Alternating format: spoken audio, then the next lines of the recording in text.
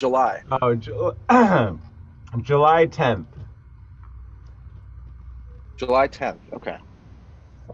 Yeah, man, you could sit in if you probably second set if you wanted to, if you know Well, Bobby. man, I would love to come by and hear. I mean, I've heard about Cafe R&B for years and years and years. Oh, you've never seen him? Oh, okay. Oh, cool. Yeah, right No, on. no, I've never seen him never seen him live. It's fun. She's badass. Everyone comes to see her, Yeah. man. She's amazing. I just watched the Tina Turner documentary last night, and it made me think of her, kind of that energy. It was really good.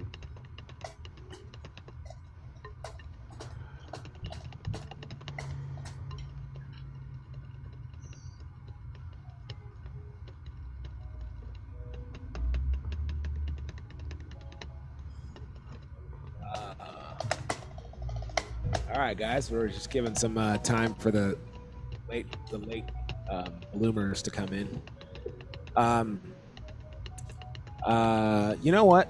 I'm gonna grab some different headphones because this is driving me crazy having one ear in. So I'll be right back.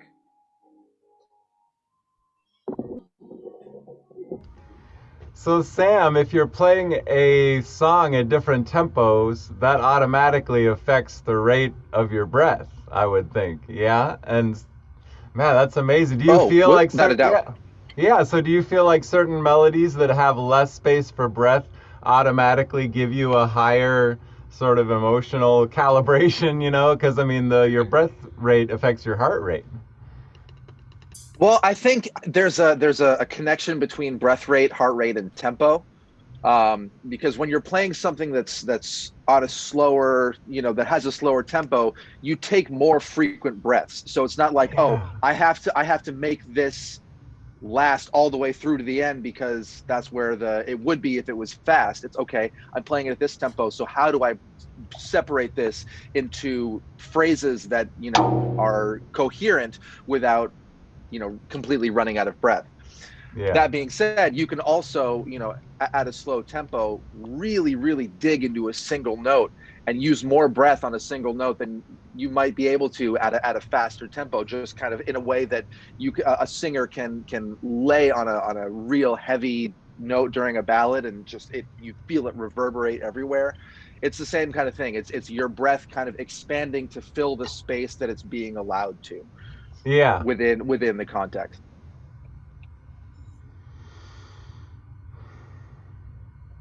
Oh man. Okay, this is what much different experience wearing cans.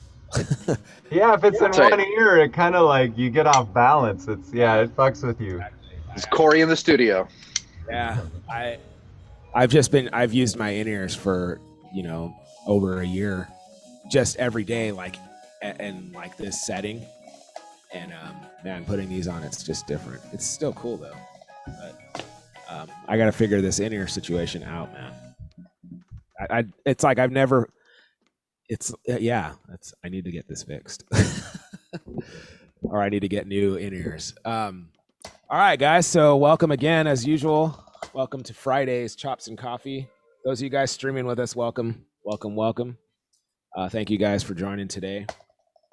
So got some cool stuff today. We were talking about kick drum technique and some exercises for kick drum last week. I always say last week, on Wednesday. Today, me and Adam are kind of tag teaming Chops and Coffee, and we're going to talk about some kick drum. So Adam's going to talk about technique, and then I just have like a couple warm ups and stuff for us, like usual. All right, so yeah, we could get started. Adam, you want to start it off,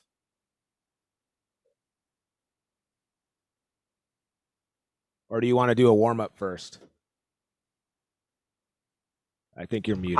Yeah, sorry. I was messing with actually trying to see the bass drum and get the microphone to pick up over there. So let's see if I can make that happen.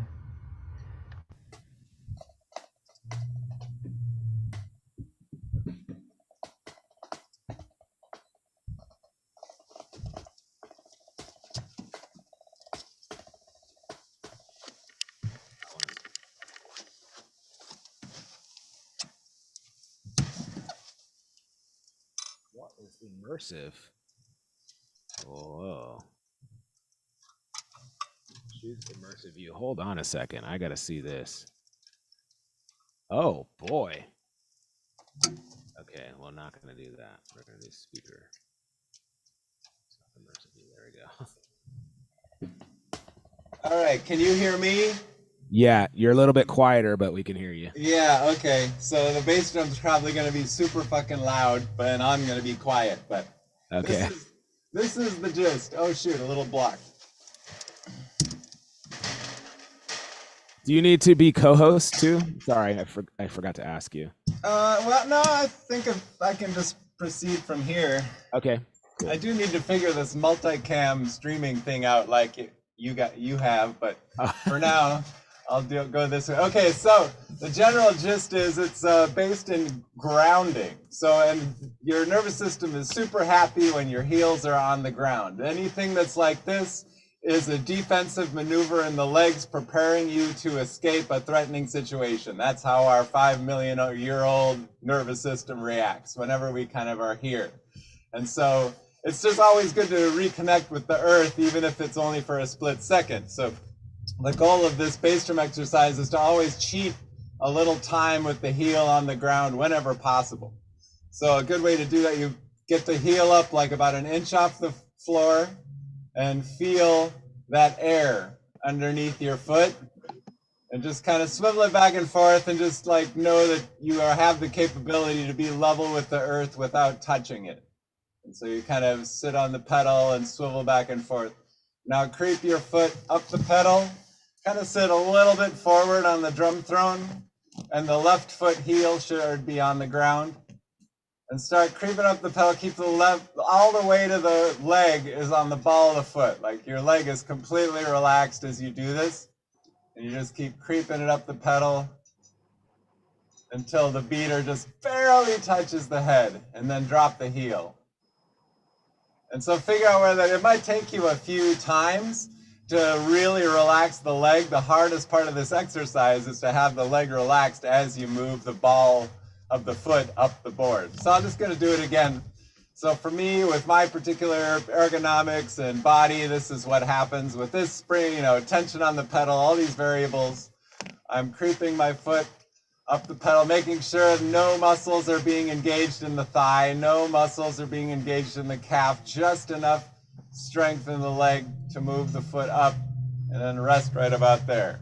And that might be higher up the pedal than you're used to, but it's going to allow you a little more finesse and control in the stroke. So once you kind of find this balance point, just like don't even try to hit the beater on the head. Just try to, whoops, don't do that.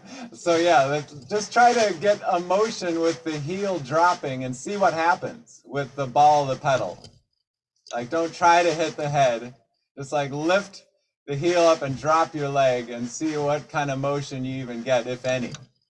And so then just try to like push the heel a little forward into the pedal when you do it. Try to pull it a little back. Just sort of see how the leg dropping affects the beater moving. And so what I've started to notice, if I lift up to in this position, not this far, but if I lift kind of to here, I can get, if I stay in the right kind of fulcrum on the pedal, and I kind of lift to here and drop back, I can get a stroke off the bass drum. I guess this is probably interrupting what I'm saying, the bass drum ringing, huh? Sorry, I'm not hearing myself. But that's the gist of the stroke. And the beauty of it is all you're doing is lifting your leg and dropping it. And if you time it right and you cue all the structure, you know, the kind of the system of the leg and the pedal together, you can get a really big sound and just drop your leg. And then that automatically pulls the beater off the head. And this is the molar stroke. So the next level from here, does anyone have any success with that? You want to, yeah?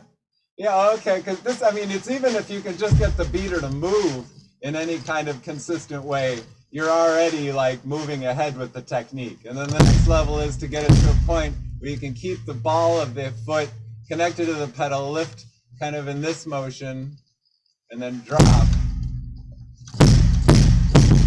So no matter what you're playing, your heel always gets to rest, and that does so much for you because that allows your whole body. Because if you were to hold here, you can feel how the muscles are engaged in the thigh and the calf differently than when they're here. They're far less engaged, and so even just going from here to here on the pedal, if you hold here, you can just feel kind of that tension in the leg. So this is just a way to relieve tension, which is, I think, a game winner. So the next level of this stroke is to add a double to it. So you know what, the Moeller idea, like getting 2 strokes for 1. How do we get another stroke between here and here? So there's the lift, and now there's the tap. So all of you, if you play heel up, here's where you're gonna be winning, because this is the heel up stroke. So it's a tap stroke in the air and then a drop.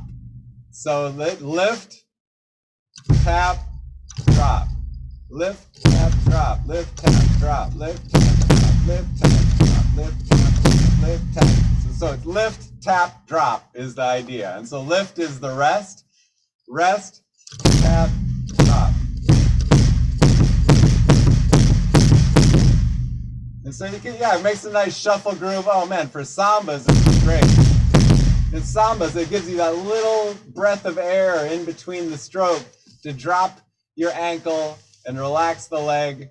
And so instead of being up here playing a samba, I mean, the leg is constantly in fight or flight tension, you know.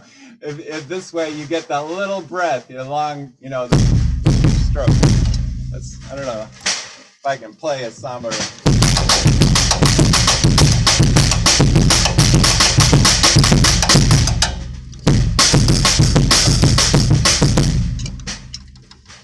Is that totally distorting? A little bit, but we got the gist. Great. Oh yeah, oh okay. Cool. And so that's the basis of the stroke, and then trying to do any kind of something rhythmic, it would be a series of 2s and 3s. Like, so if I wanted to play the meters beat, kind of.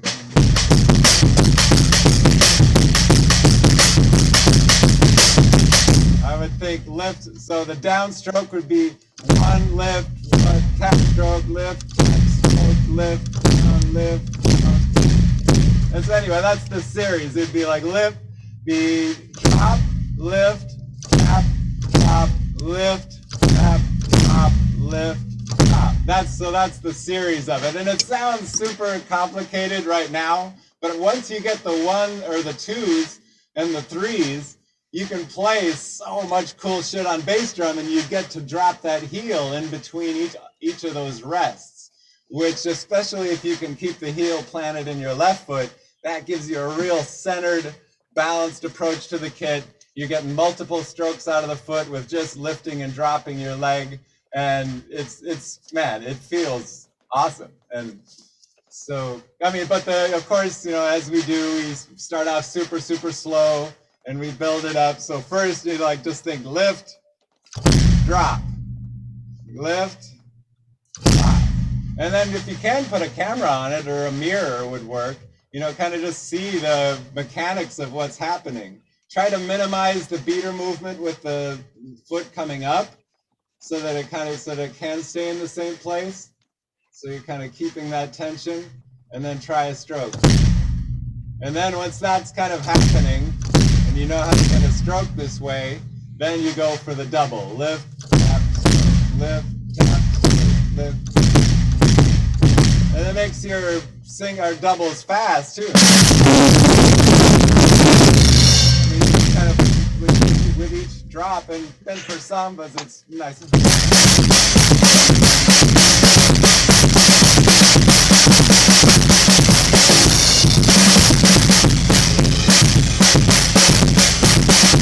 I mean, I get that.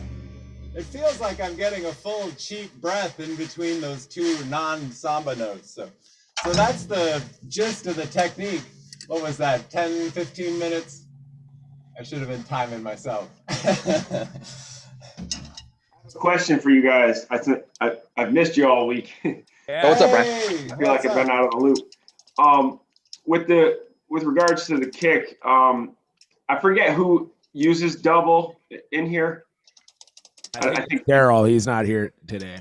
right. And I'm normally a double kick guy, but I have been playing single for like the last year mostly with the guys that I jam with because there's not like a need for double. But sometimes I still have the desire to do like straight either 16ths or, you know, what I would normally alternate feet with, but I only have one pedal. So I'm just doing like triplets or something. And I was having a hard time doing it. And I found if I angled, you know how some people like move their foot around on the pedal, like it kind of dances. I was like, if I just move my right heel off at like a 45 and keep it there, and then I'm like using a lot more toes, I was able to do a lot better replacement for the double pedal. I don't know if you guys ever tried that. Like the swivel thing, where you just kind of use the motion of your foot going left and right to. Well, that's what I had tried in the past, but in this case, I just left my heel off the side of the pedal at like a 45, like to the right. Like if you just keep it like that. Oh, I see and what you then mean. I could do like sustained triplets at a high rate, heel up. I guess it's a matter of what you consider to be sustained, because I can do that for like, you know, 4 or 5 seconds, but I lose time real quick. And I can go as fast as I can or as fast as I want to. Can't Yeah, it was the kind of thing that I was like, I feel like getting into that like shaking motion. Yeah, it surprised me. You know, I never tried it before, and I was playing, and I just wanted to do like a sustained triplet run for like, 20 seconds or something, just for my own entertainment. And that was the only way that my foot would keep it up. But anyways, I don't know. I just wanted to share that because you sometimes stumble upon techniques that you never knew existed. But there's a bunch of like different muscles and in the legs and like various muscles. So you probably just like engage something that was able to help you do that. That's what I think it was. It was like, just out of necessity, because I wanted to do something that I couldn't do because I didn't have 2 pedals, and I just, figured it out. I haven't done it since.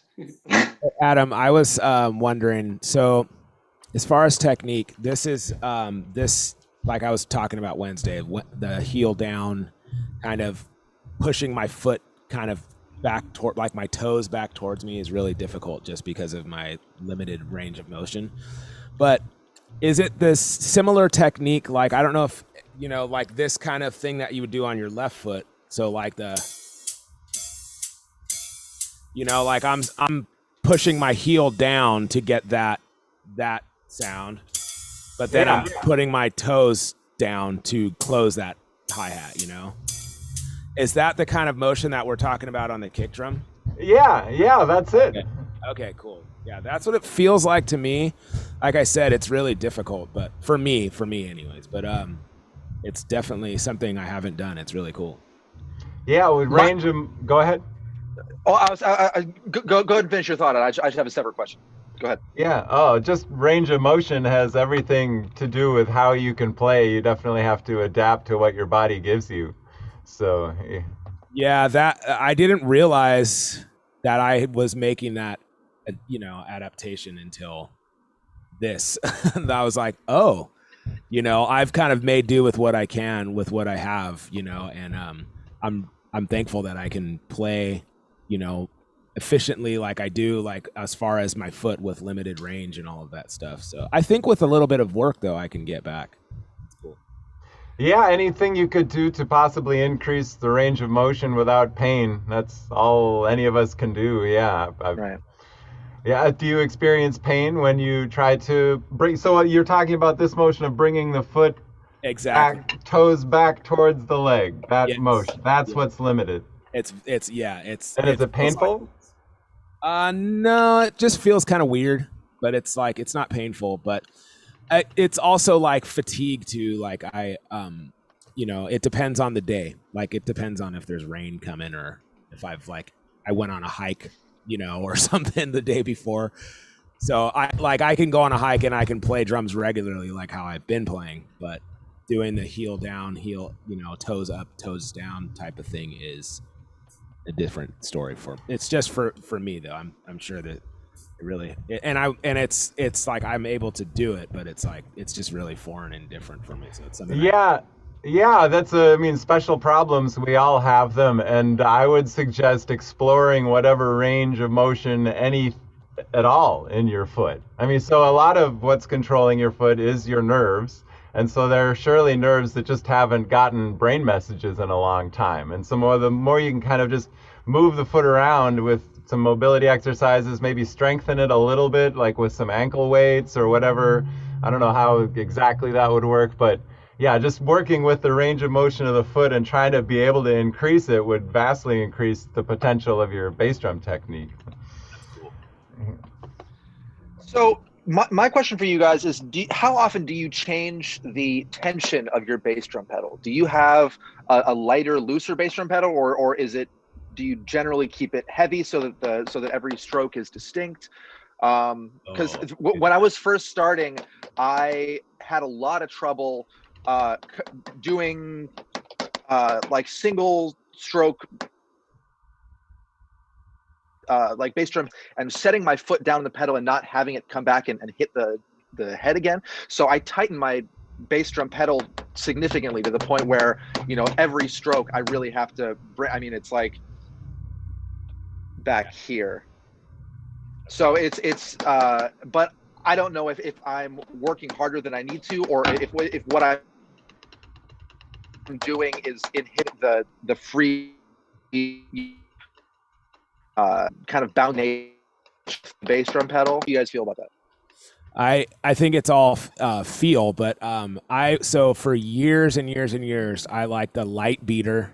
I like no weights on it or anything like that to balance it. I like very, very light, and I thought that I could get more speed with a light beater, you know, and then one day I just was like, I'm just gonna like I was again like having back problems and feeling like I was laying into my kick drum so much, and I also the springs weren't really like tightened or like tensioned. It was like kind of not loose, but just very light, you know.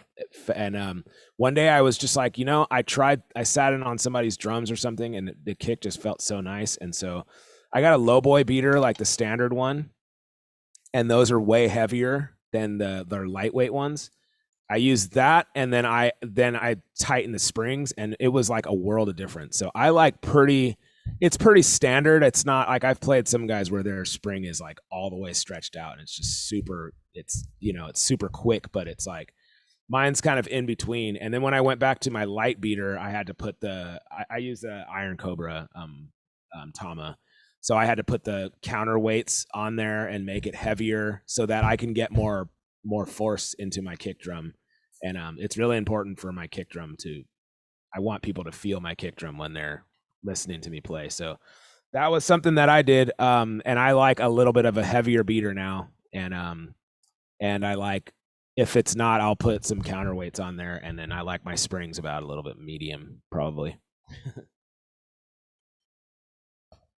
Anybody else? Every bass drum pedal that I've sat down at since I started playing, I've been like, wow, this is way different than mine, and not necessarily in the same way every time. So I was just kind of wondering if it was as particular as like a snare drum, where it's like, oh, cats bring their bass drum pedal to the gig because it's got to be right, not necessarily.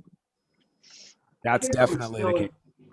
I think I'm in that discovery, like questioning all your setup stuff. Like for a long time, I played the 9000 with the standard beater. You know, I set it and just got used to it, and I still like that a lot. But the kit that I've been playing on for the last like almost a year, I've tried a couple different single pedals because that's new to me, and like, you know, just different. I didn't want to buy another 9000 because they're expensive, but I've experimented with different spring tension, with different beaters, like big old pom like fluff ball ones, and like, you know, just trying to get a kick sound that works for the music. But like, you know, sometimes we're jamming like light stuff, and then other times it's rock and stuff. So anytime I change the beater, I feel like I have to change the spring tension to match it, because it, you know, it just a heavier, like you said, Corey, you know, if you're using a light beater, it's like the spring is basically working with when the beater head comes back, it's like gravity, and then it doesn't work that good if you just leave it. It'd be cool if there was well, I remember back in the day, I don't know if anybody remembers these Pacific BOA pedals. It was like 15 years ago. I don't think so. I don't remember. They were only out for like a couple of years, and I wanted them bad, but I had just bought the 9000s like not long before they came out, and I don't know if they were magnetic. No, it wasn't a magnet. I think someone else did like the magnetic thing where there's no spring. It's just like you can adjust the magnet under the footboard, and you know how magnets like push away from each other. That's the Dramatics, I think it's called Dramatics. That's the magnet one. Pacific had this thing. It was BOA, and it was like just a flex plate. Like the plate itself was the spring, and it was really cool. And I never got to play it, but springs themselves just have pros and cons, and I like how there's companies that are doing things. Yeah, I think that's cool. I've broken so many springs in the middle of a gig, and really, you're like, I need a screwdriver. Who's got a screwdriver? You'd think you'd bring one, or something. Damn, I don't know if I've ever broken a spring. And if I'm on like a bigger gig, I have a backup pedal like right under my throne, just in case, Yeah. Backup pedal. Well, you've probably played like what, hundreds and hundreds, or maybe thousands of gigs in the last 20 years. Definitely. Yeah. Last 20 years. All it takes, you can play thousands of gigs, and all it takes is one time for that to happen for you to bring a spare pedal every single time. Exactly. All right. Any more questions for Adam, and then we can do a couple accuracy warm-ups. Yeah, thanks for indulging. Yeah, thanks, Adam. That was cool. Definitely, like opens your mind to you don't think about stuff like this like often. Like at least I don't. Like I'm like, yeah, whatever gets the job done. But then you definitely don't think like that for your hands. You're like, you want to have proper technique, and you want to be efficient, and you want to use the least amount of energy. And I always liken everything to like, sports medicine, like cycling is a sport I'm really into. And, with cycling, it's, if you can get your bike fitted and they can like shave down part of your clip to clip in your pedal, and that'll help you use like one little tiny bit of energy and help you to go a little bit faster or a little bit further. They will do whatever it takes. They measure everything. And so for drumming, I always think about like, man, it's pretty physical what we do. And, we need to be as efficient as possible in the same kind of way. We want to use the least amount of energy to be the most consistent, the most efficient, for what we do, whether that's for work or for teaching or, or for gigging or recording or whatever it is. So all this stuff is very useful. I call it learning your hotkeys. Like there's that thing that you have to do in your body that takes 4 key commands. Well, what if there were just one? And if you can like figure out what those are, then it makes such a huge difference, I think. So that's cool. Yeah. So who here does heel down at all? Is everyone heel up here? Are you heel up or heel down?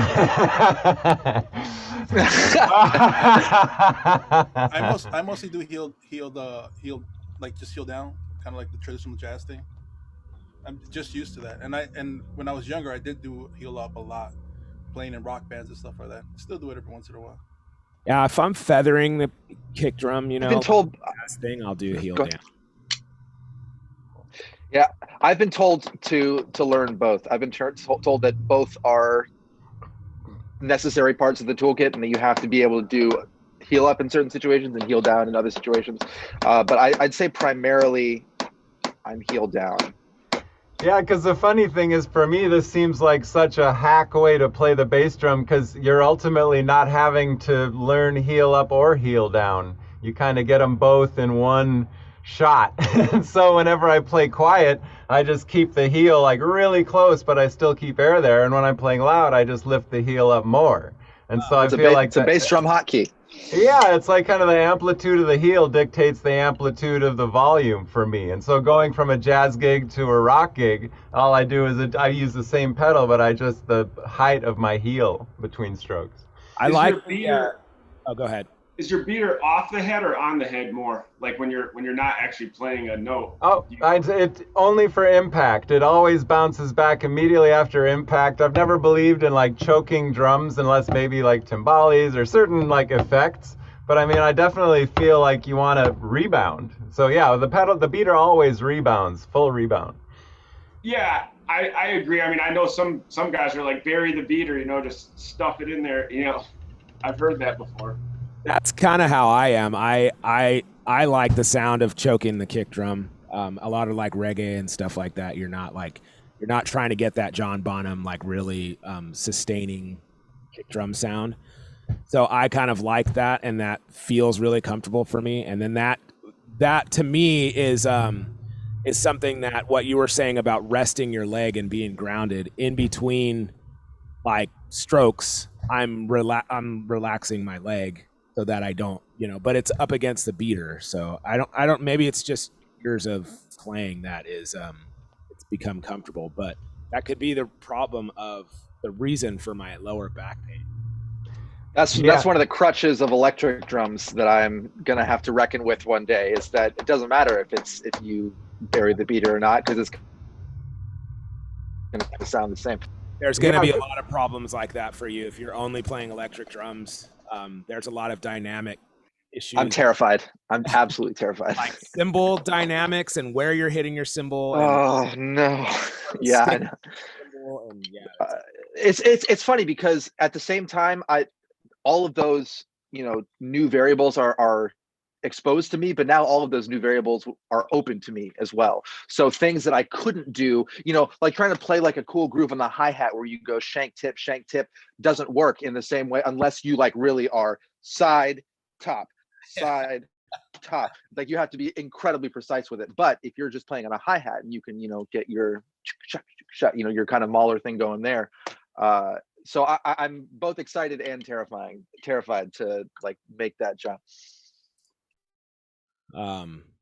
It really is for me it's really the other way. If you're a drummer used to playing on a acoustic kit and then you have to play on a electric kit, there are some casino gigs here in San Diego that you play on an electric kit, and it's nice to not bring your drums, but man, there's so many things musically that you don't realize that you rely on, or you do, how you hit your cymbal, or how you hit your snare. Especially there's so many different things that we do for accents and finesse that is non-existent when you jump on a electric kit, and that's really frustrating for us as drummers. It's like like you want to express yourself, and then it's like only being limited to a certain amount of words. Right. It's funny because on guitar it's like the opposite. If you play acoustic, you can do, I mean, I'm not a guitar player, but they can do a lot with acoustic, but then you plug in and you have so many more possibilities with like distortion and feedback and all this stuff. And it's almost like the reverse with electric to acoustic drums. You're like limited. I mean, I think electric drums are great, and I played them for a long time because you can change the set with the press of the button. But other than that, when you're playing, you're just stuck. Yeah, I think they have their purpose and all that. It's not like, hey, don't do it. It's just like, yeah, what I was saying with, so a few things get frustrating for me anyways. I think some people like Thomas Lang loves him. Trying to play jazz on electric drums is a humbling experience, put it that way. I have this accent exercise here that we can do with our hands, but I want to swap out the accent for a kick drum here. So this is just that standard permutation, moving over a 16th note every bar. I want to stay on each bar though for at least 4 measures, and then move on. 4 measures, then move on. 4 measures, move on. I have another one written where we go backwards. I don't know why I pulled this one up, but so yeah. Everybody cool with this? So we're replacing the kick drum. We're replacing this accent with a kick drum. We're only going to do the 16th notes for now, and then we can, if we have time, we can jump on this 16 note triplets. So 16th notes, staying on each measure for 4 bars or 4 times around. We're going to pretend there's a repeat here, and then we'll move on to the next one for 4 bars, and then the next one. So this thing says 100, but let's do it. We won't do it that fast.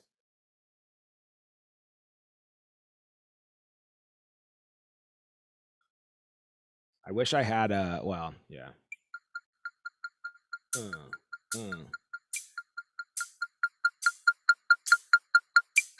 Okay, so everybody get it?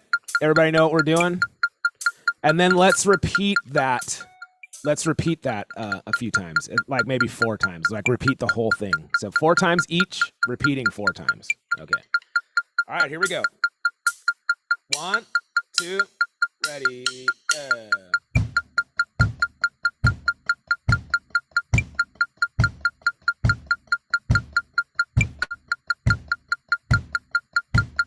4, ready.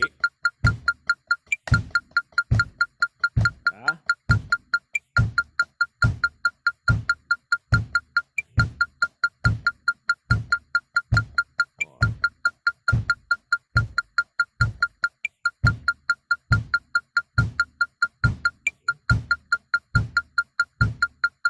3,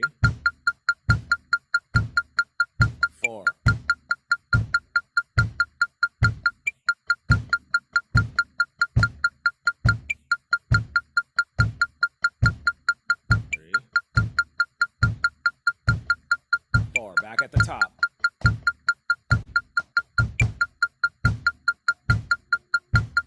2, 3, 4.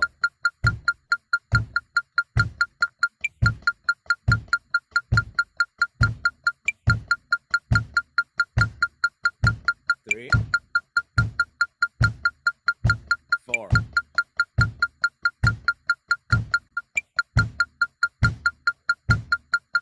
2, 3,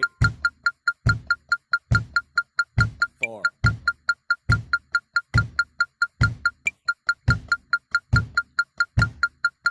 2, 3, 4. Back at the top. 2,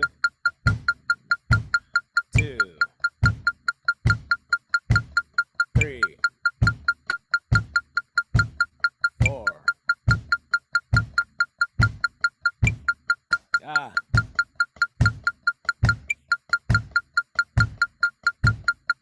3, 4. Man, overthinking it. 3, 4.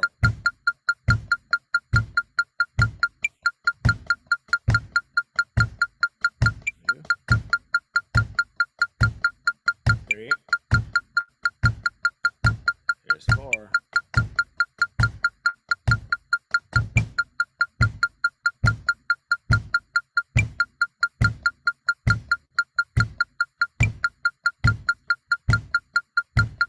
4.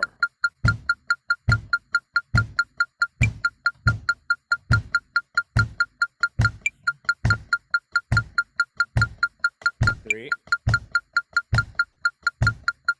4. Man. 2, 3, 4.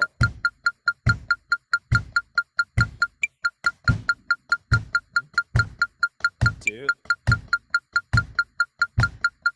3,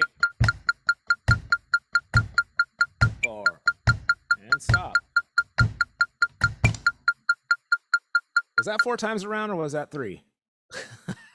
I think it was 4. Feels like 4. All right, how'd everybody do? Good, good. Okay. All right.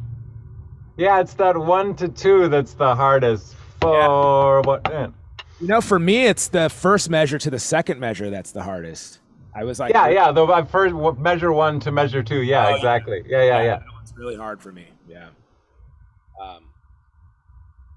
Okay, cool. Let's try that again. One more time. Let's do it. Do it a little faster. Let's do it like substantially. Like let's do it like at 90.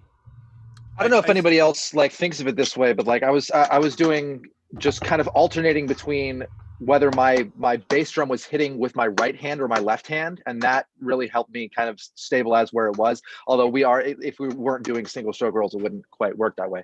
But you've got so like from the first bar with my right hand to the second bar with my left hand, and I wouldn't even think one and it would be I hit with the bit with my left hand. I like the idea of that. That's the same way I kind of think. Okay, let's try it again. All right, here we go. 1, 2, ready. 2, 3, 4.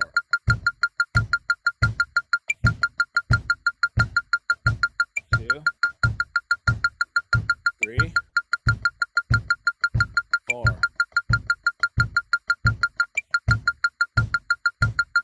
2, 3, 4.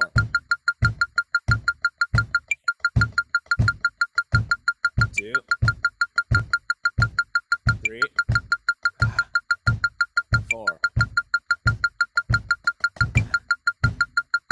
Second time. 3, 4.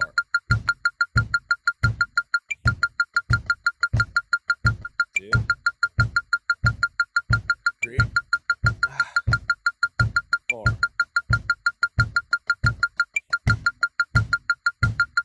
2, 3, 4.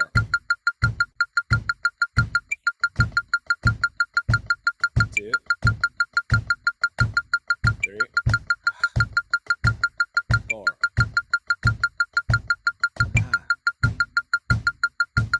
2, 3, 4. 2, 3, 4.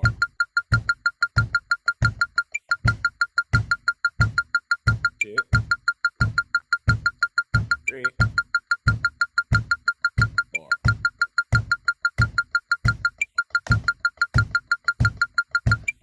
I don't remember if this is the fourth time.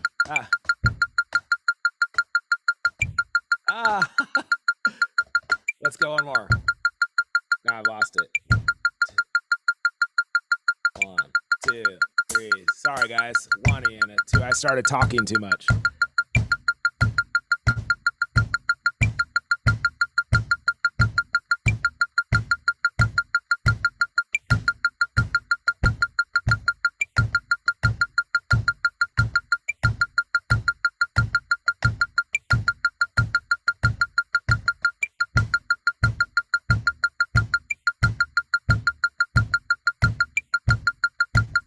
Last one here.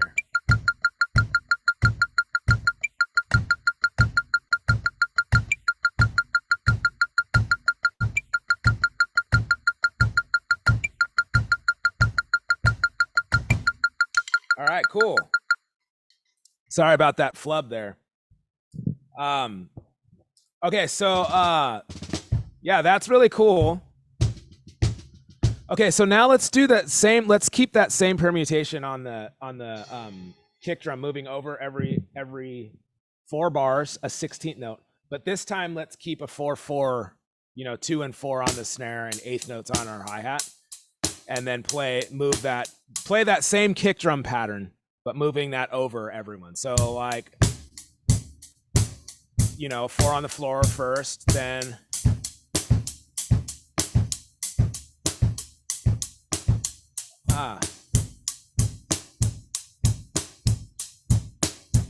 Let's see. One.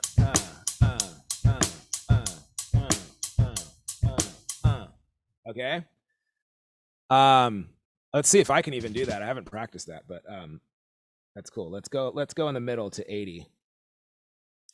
And everybody got it? So keeping 2 and 4, keeping eighth notes on our hi-hat, basic rock beat on our hands, and then moving the kick over a 16th note every 4 bars. I'm gonna try my best. All right, here we go. 1, 2, 4 on the floor. 1, 2, 3, 4. Moving over. 2, 3, 4.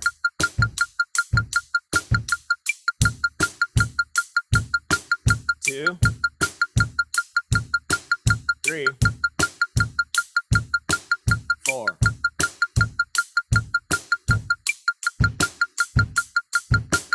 2, 3, 4.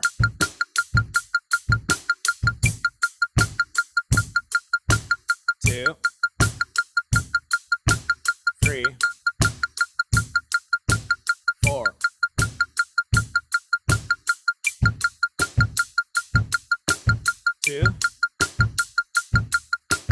3, 4.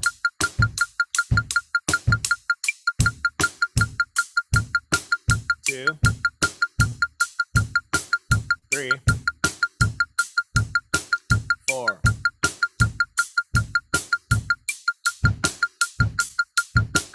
2, 3, 4.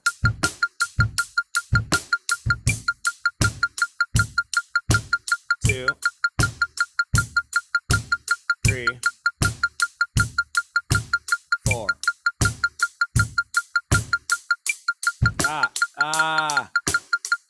Man. Sorry, I missed it. 1 in. 1 in. There we go. Moving on to ands. 1 and 2, 3, 4.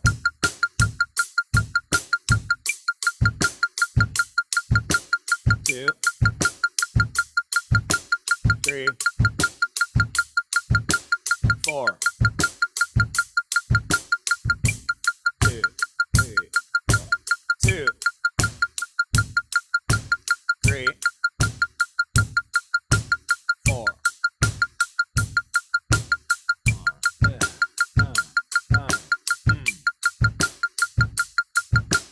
3, 4.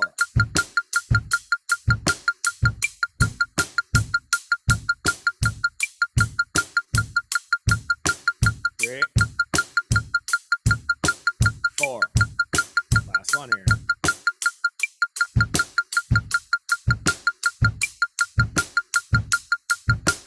3, 4.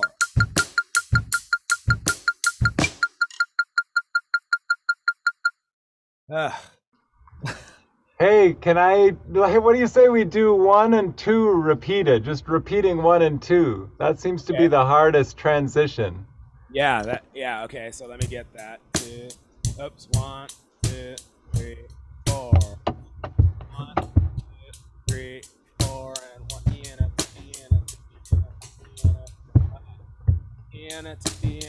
Iana, 1, 2, 3, 4. Do you want to do 1 measure each? Or maybe 2. How about 2? 2 measures each. Okay. Yeah. For Measure this 1 exercise, and go ahead. so no, I'm gonna say for this one, it's probably best to count out loud. Like usually like it messes people up, but this one will help you with the subdivisions. Or Also, yeah, and also I was gonna say sometimes it's easier for you to play a 16th note beat. yeah, I was gonna say that, yeah, because you're playing all the subdivisions. Yeah. So it is really good to go through this same exact exercise playing different rhythms on your hand. So maybe doing like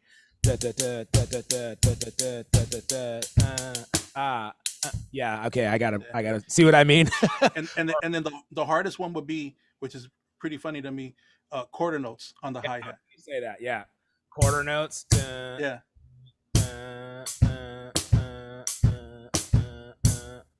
Okay, yeah.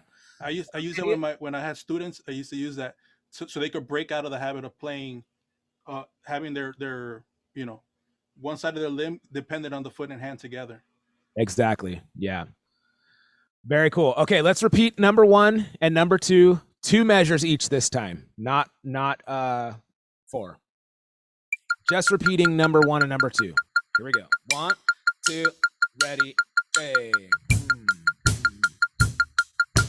2.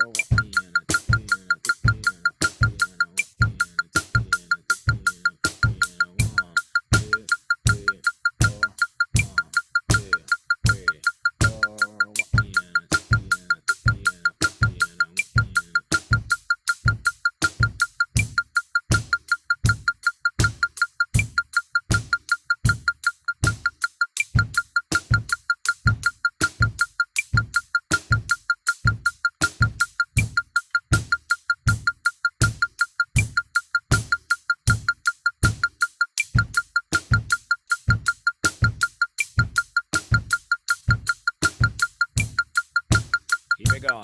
Couple more.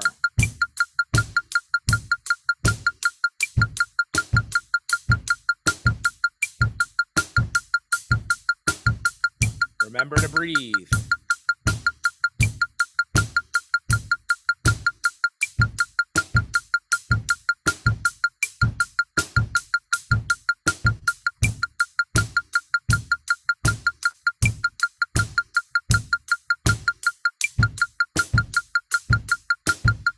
Ah.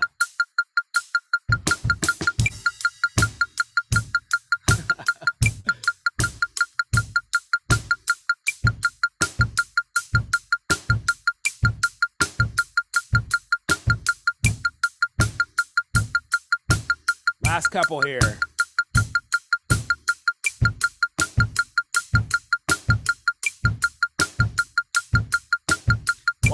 Last one.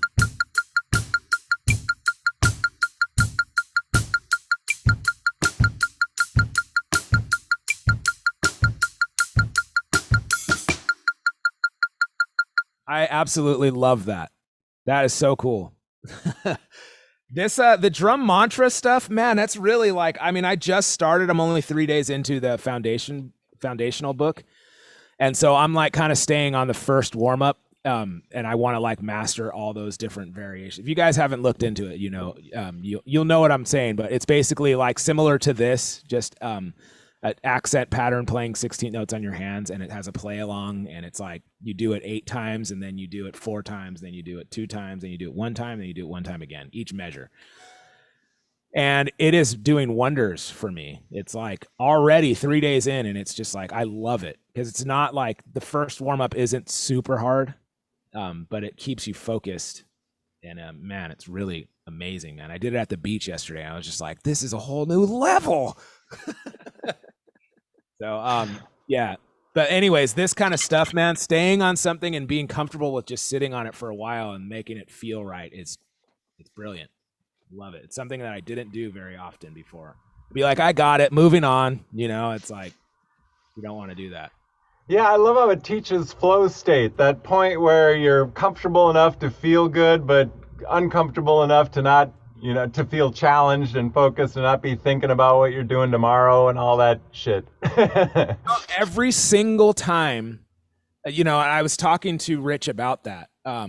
Every single time your mind starts wandering and you don't know, and you start thinking about like, oh yeah, I can't forget to do this, or you know, whatever. Oh, that's a nice, well, look at that wave or whatever. It's like you mess up immediately, and it makes you like it keeps you focused, you know, and then it makes you feel like, I just feel like even after 3 days, I can feel 4 bars, you know, or 4 times around a lot better. I can feel 8 times around or 2 times around, like so much better than I was, you know. It's really cool. It's a really, really, man, amazing stuff. That's like, I don't want to sound like snarky, but like, that's what like Sam would know. That's what a musician like starts finally realizing. A lot of drummers, we just focus on patterns, and at the most a 2-bar pattern. Like when I started getting into 2-bar patterns, like, oh my god, I'm like, this is crazy. I'm actually making phrases. But then, you know, horn players or somebody, you guys are like working on 12-bar blues, 32-bar blues, you know, things like that. So that's the drum mantra. I use that a lot. But going to jam sessions and not knowing the standard that they throwing out, and they say, oh, it's a 12-bar blues or something, and just knowing that and trying to, and just relying on knowing the, not just the chord changes, but like you say, you feel the bars and stuff like that. It's pretty cool stuff. Yeah, it like kind of takes away the motion of the music. You start making music also. Yeah, it takes away the anxiety of like what's coming next, or like, oh man, did I stop counting? You know, it's like you're just comfortable in the yeah, I don't know. It's really cool, man. I'm really excited to move forward. I love what you said, Corey, about getting in the flow state, because, you know, when you're pushing yourself, it's a lot harder to achieve the flow state because you're riding on the edge of like what your ability is. And then we just back it down a little bit, then you can like relax and just be there. And then I think it opens up a lot of doors and possibilities for creativity, you know, because you're just kind of like on autopilot. And then that creative part of your brain's like, oh, where could I, you know, what could my right hand do or something? Or my, you know. Adam said that. Man, hey, Jeffrey, what was that New York drummer, Ralph Peterson, I think, right? Yeah.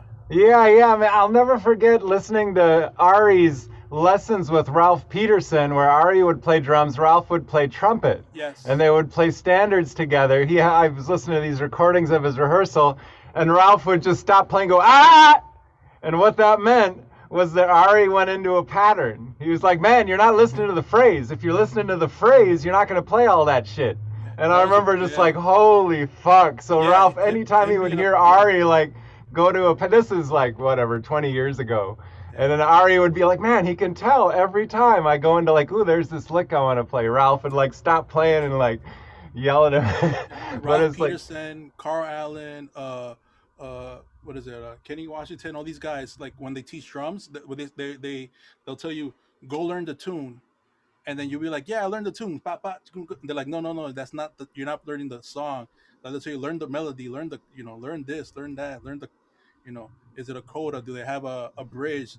So like they want you to learn the musical structure of a song, and not just so you can actually play with the song and not just be a drummer as a sideman. You got to be part of the rhythm section, which the rhythm is part of the songs. So that's their whole concept, is like learn the tune. And then you saw Ralph Peterson being a trumpet player also, like a lot of his solo and stuff is also phrasing. Like you could tell when he's like, it might be a thought that he's doing, but it's like it feels like he's taking a breath before he goes back into another lick or, you know, another phrase or stuff like that. It's pretty cool stuff. Yeah, I just know it struck me like, man, imagine if everyone you're playing with could tell if you were listening to them or not, like immediately, and be able to tell you. I think we'd all play phrases better. There'd be a lot more fights on the bandstand. All right, guys. So this was a really cool one. We can embellish a little bit more on this too on Monday.